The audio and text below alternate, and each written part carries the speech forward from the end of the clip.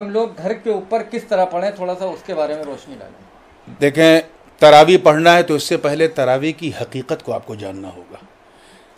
तरावी बिलाशुबहा सुन्नत मुअक्कदा है और ये रसूलुल्लाह सल्लल्लाहु अलैहि वसल्लम की बड़ी अजीमुश्शान सुन्नत है कि आप रमज़ान के महीने में चाँद निकलता था, जब रमज़ान का तब से लेकर शव्वाल का चाँद निकलने तक आप इशा की नमाज के बाद तरावी अदा करते थे।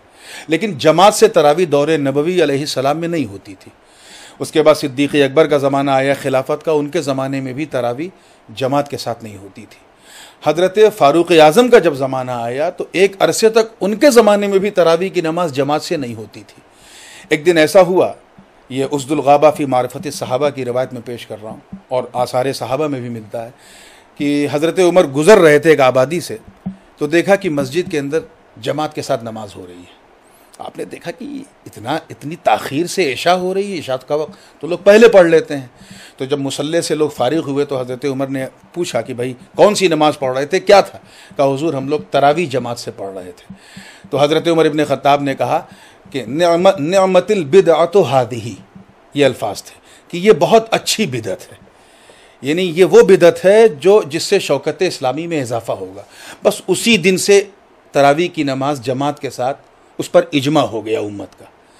तो अब मस्जिद में हम इसलिए जाते हैं क्योंकि वहाँ जमात का एहतमाम है और जमात से नमाज पढ़ने का सवाब ज़्यादा है। लेकिन लॉकडाउन की सूरत में जहाँ हम मुक़य्यद हैं, महसूर हैं, मजबूर हैं, वहाँ हम घर में तरावी पढ़ें। और ये याद रखिए, तरावी मर्दों पर भी है सुन्नत, औरतों पर भी है। मस्जिद की वजह से होता क्या था, मर्द तो पढ़ते थे, औरतें नहीं पढ़ती थीं। अब मुझे उम्मीद है कि इस लॉकडाउन की सूरत में इंशाअल्लाह मर्द औरत दोनों पढ़ेंगे।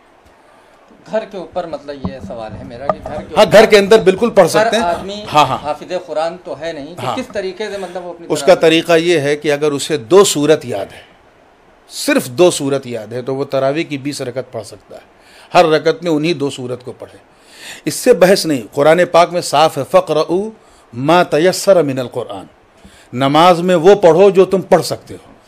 यहाँ तक कि हुजूर ने फरमाया कि अगर किसी को एक ही सूरत याद है तो दूसरी रकत में उस सूरत को दोहरा भी सकता है। जैसे किसी को सिर्फ कुल वल्लाह ही याद है तो कर सकता है। जिस तरह हम मस्जिद में जमात कर सकते हैं, हम अगर हमारे घर में कोई हाफिज़ है और 2-3 कम से कम 2 मर्द अगर हैं और नमाज पढ़ा सकते हैं, तो घर में भी हम तरावी की जमात कर सकते हैं।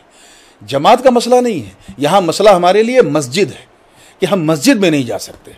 तो जहाँ जमात मयस्सर है वहाँ जमात से पढ़ें और जहाँ नहीं जमात कर सकते वहाँ तन्हा पढ़ें।